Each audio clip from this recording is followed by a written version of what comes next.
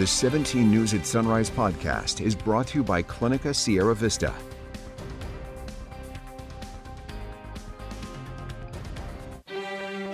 Working in the spirit of the Golden Empire, this is 17 News at Sunrise. I'm Maddie Jansen alongside Alex Fisher. A lot to talk about this morning, but first, of course, the weather. A lot of relief yesterday, and even more could be on its way. Yeah, and we're really hoping that we can break the triple digits today. Let's turn things over to Kevin Schrett, back from vacation and back to some cooler temperatures. Kev? Yeah, and we may be breaking heat wave number 4 today. We were in the triple digits yesterday, but today we are expecting to be very close to that. The other thing that we're not going to be seeing is any shower activity. I know we've been seeing a little bit of weather the last couple of days around Kern County due to that monsoonal moisture, but right now we've got clear skies out there for all of Kern County, and we're sitting at a temperature of 74, a north-northwest wind at 3 miles per hour. As we take a look at the hour by hour here throughout the day, 84 degrees by 10 a.m. We're going to put us at 99 this afternoon, so we will be close to either breaking that heat wave or continuing on. Up in the Tehachapi area right now, 68 degrees, light wind out of the west at 5, and as we take a look at the day for you, we're in the upper 60s by 7 a.m. and then upper 80s throughout the afternoon. We'll talk more weather in just a little bit. For now, back over to you. All right, Kev, thanks so much. Breaking news this morning as 17 News has learned coronavirus is back and spreading at Kingston Healthcare Center, a local skilled nursing facility notorious for its handling of the coronavirus pandemic. Local public health officials confirmed the nursing home contacted the department yesterday, notifying officials about the positive test results in 2 residents. Details are limited at this time as we're still trying to learn more about what this means for the infected residents and the others living in the 184-bed facility, especially during a time when the more contagious Delta variant is spreading. Kingston Healthcare Center is the only skilled nursing facility in Kern County with a positive case of coronavirus, according to state records. Trouble surrounded Kingston during the pandemic. You may remember in May of last year, before coronavirus was widespread in Kern, several dozen people, Kingston residents and staff, tested positive for the virus. Former Public Health Director Matt Constantine said last year during the first outbreak that, quote, basic disease control procedures were not being enforced. Conditions did improve after months of health officials criticizing the home, but damage was done. State records show since the beginning of the pandemic, more than 100 residents in the facility have tested positive. 19 have died. We reached out to Kingston Healthcare Center last night, but our call went unanswered. In fact, we reached out to the owner of Kingston Healthcare Center for months last year during the most critical times of the pandemic. We never heard a response, not even a statement. We're going to try again today, and I'll have more on this story tonight on 17 News at 5.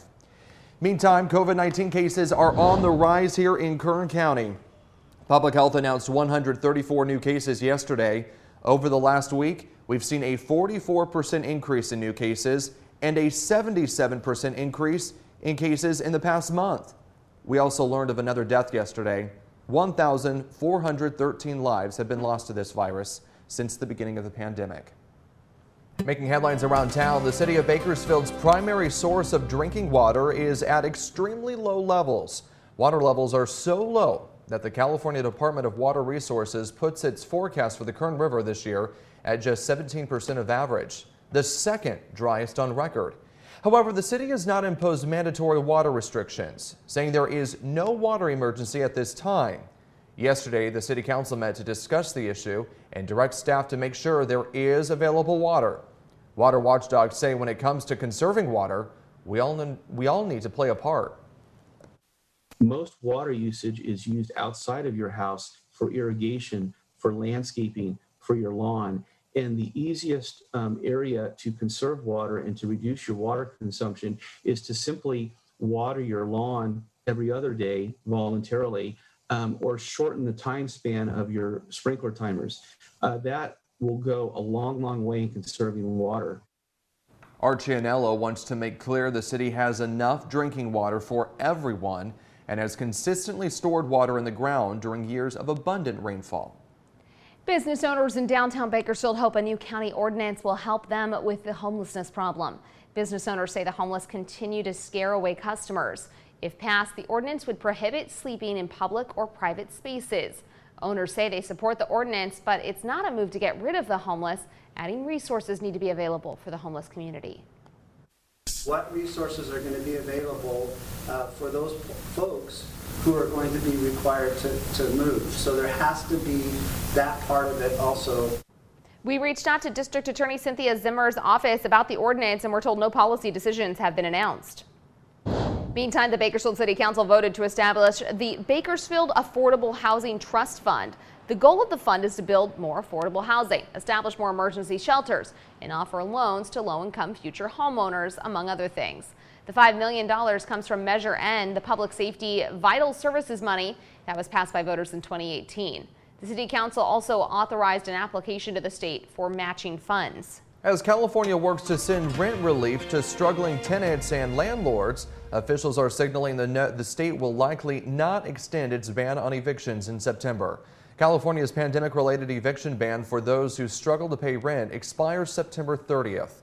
But before that happens, the state is working to send out $5.2 billion in rental assistance and another $2 billion to help with utilities. Eligible tenants can get 100% of their money back and future rent through September paid off, regardless of immigration status. As of yesterday, the state's rent relief program has received $1 billion worth of requests. Officials say everyone who needs assistance should submit their application now. You can apply at housingiskey.com. An update now on a story we brought you yesterday. Officials have announced another death in a plane crash in Monterey. Our sister station there confirms 2 women and a dog were on the Cessna 421 that crashed into a home shortly after takeoff Tuesday. Family says Mary Ellen Carlin of Pacific Grove was piloting the plane with Alice Diane Emick, 61, of Rancho Cordova. The Monterey County Sheriff's Office has not said whether bodies have been recovered. Essentially, based off what you're asking is, did the aircraft fall apart before it hit the house? So right now, it's way too early to determine that. And that's what part of the process of gathering all that data. So this way we can do a more extensive analysis of the aircraft when it is secured. No one was inside the home at the time of the crash. The crash sparked a fire, but fire crews were able to quickly put out the flames. Looking for an extra $250 in your bank account today, maybe even more. Millions of families are getting their first payments from the expanded child tax credit. We'll hear from President Biden on that today as he tries to convince lawmakers to approve other parts of his agenda. Tracy Potts has the details. Hi, Maddie. Good morning. Good morning, everyone. That money was already approved as part of COVID relief, the American Rescue Plan. Now, separate from all of that, Democrats are trying to push through a combined $4 trillion for infrastructure and more programs that they say will benefit families. $3,000 per child more for some in monthly payments that start today. The expanded child tax credit provides working families $250 each month for every child 6 to 17 years old and $300 each month for every child under 6 years old. From the White House today, President Biden will say the credit helps lift 39 million families out of poverty. That's a done deal. The rest of his family's plan faces big hurdles on Capitol Hill. We're going to get this done. We are getting this done. The president's priorities, health, child care, climate change, are now embedded in Democrats' $3.5 trillion plan that they'll try to push through with no Republican votes. Is $3.5 trillion too high? Depends if we can pay for it. $3.5 trillion number is a shocking figure. It is something that Republicans, I think, uniformly will oppose. Stuart, what we're seeing here are the outlines of the Democrats' radical train, their freight train to socialism, and everybody, one way or another in America, is going to end up paying for it. We have an agreement. There may be slight changes. I'm not sure what may happen, exactly how, but it's going to be paid for.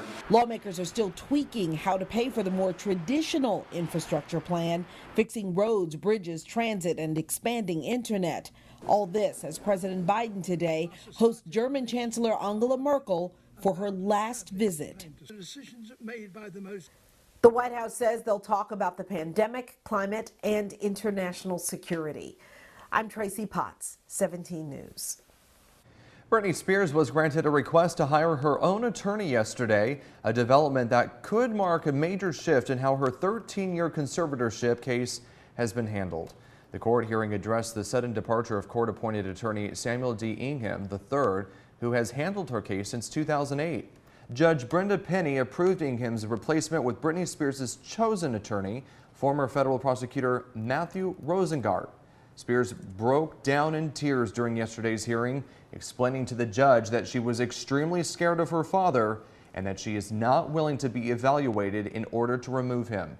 She added that she wanted him investigated and that this conservatorship has, quote, allowed my dad to ruin my life.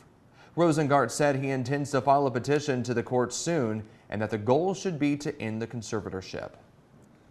Johnson & Johnson is recalling some of its sunscreen brands after company testing identified low levels of benzene, a cancer-causing compound. The voluntary recall includes all lots of 5 Neutrogena and Aveeno aerosol sunscreen product lines. The only sunscreen products affected are the aerosol-type products. Johnson & Johnson says consumers should stop using the affected products and appropriately discard them. Consumers may contact the Care Center with questions or refund requests by calling the number on your screen. You may be feeling it yourself, growing anxiety about inflation, fueled by the biggest increase in, well, over a decade. It's affecting just about everything we buy. Stephanie Rule on what you need to know. In the grocery store, at the gas pump, on the car lot, prices keep rising. From May to June, inflation jumping nearly 1%, and compared to a year ago, up 5.5%, the largest increase in almost 13 years. A big reason, the sticker price for used cars and trucks, jumping more than 45%. Ongoing supply shortages leaving dealerships without enough used cars to sell. Pretty up there. New cars as well. You gotta have a car, you gotta have a car. We've had the guts to go out and pay the escalated prices to hope that we could sell it to the consumer. We have them in inventory and the consumers are buying them. Food prices also increasing, like milk up nearly 6%, along with fruits and vegetables up 3%. Meanwhile, restaurants are charging more to cover higher wages. And at the gas pump, drivers are paying 45% more. Experts describe it as a perfect storm. Businesses reopening across the country, supply chain problems creating shortages, and consumer demand soaring. It's coming off of last year, after which actually prices for a lot of goods really fell. Airline prices fell, hotel prices fell. Now they're coming back with a lot of demand.